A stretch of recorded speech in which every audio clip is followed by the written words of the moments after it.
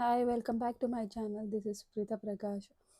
ಜೋಗ ಜಲಪಾತ ನೋಡೋಣ ಅಂತ ಹೋಗ್ತಾ ಇದ್ದೀವಿ. ರಸ್ತೆಯಲ್ಲಿ ಏನು ಗ್ರೀನರಿ ಇದೆ ಅಂದರೆ ಸಖತ್ತು ಮಳೆ ಬರ್ತಾ ಇತ್ತು. ಅಲ್ಲಲ್ಲೇ ನಿಲ್ಲಿಸಿ ಸಖತ್ ಮಜಾ ಮಾಡ್ತಾ ಹಾಗೆ ಟೈಮ್ ಪಾಸ್ ಮಾಡ್ಕೊಳ್ತಾ ಹೊರಟ್ವಿ. ಬಟ್ ಜೋಗ ಜಲಪಾತ ನೋಡಾಯಿತು. ನೋಡಿ ಅಲ್ಲೆಲ್ಲ ಫುಲ್ಲು ನೆಂದು ಛತ್ರಿಗಳೆಲ್ಲ ತಗೊಂಡು ಅಲ್ಲೆಲ್ಲ ವ್ಯೂ ಎಲ್ಲ ನೋಡಿಕೊಂಡು ಅದಾದಮೇಲೆ ನಾವು ಬಳೆ ಪದ್ಮಾವತಿ ದೇವಸ್ಥಾನನ ವಿಸಿಟ್ ಮಾಡೋಣ ಅಂತ ಹೋದ್ವಿ. ತುಂಬ ಅದ್ಭುತವಾಗಿತ್ತು ಬಳೆ ಪದ್ಮಾವತಿ ದೇವಸ್ಥಾನ. ಒಡಂಬೈಲುನಲ್ಲಿರುವಂಥ ಬಳೆ ಪದ್ಮಾವತಿ ದೇವಸ್ಥಾನಕ್ಕೆ ನಾವು ಹೊರಟ್ವಿ. ನಮ್ಮ ರೈಟ್ ಸೈಡ್ಗೆ ಮುಕ್ತಿನಾಗ ದೇವಸ್ಥಾನ ಇದ್ದು ಅಲ್ಲಿನ ದರ್ಶನನ ಕಂಪ್ಲೀಟಾಗಿ ಮುಗಿಸ್ಕೊಂಬಂದು ನಂತರ ನಾವು ಬಳೆ ಪದ್ಮಾವತಿ ದೇವಸ್ಥಾನಕ್ಕೆ ಹೋದ್ವಿ. ಒಂದು ಪ್ರದಕ್ಷಿಣೆ ಸುತ್ತ ಬಂದಾದ್ಮೇಲೆ ಮೂಲ ವಿಗ್ರಹ ನಾವು ನೋಡಿದ್ವಿ.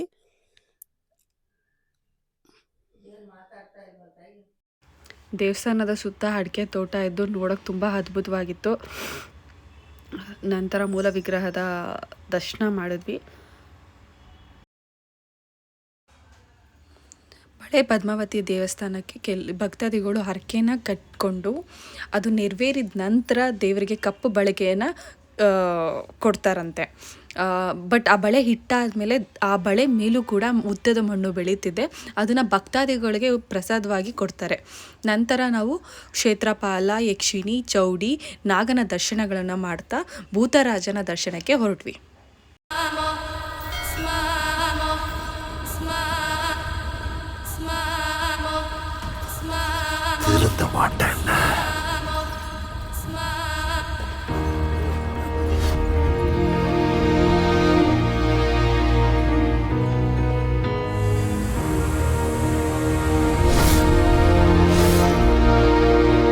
ಇಲ್ಲಿ ಭೂತರಾಜ ದೇವರಿಗೆ ಹರಕೆ ತೀರಿದ ಮೇಲೆ ತ್ರಿಶೂಲಗಳನ್ನ ಕೊಡ್ತಾರೆ. ಅದೊಂದು ಇಲ್ಲಿ ವಿಸ್ಮಯವಾಗಿತ್ತು.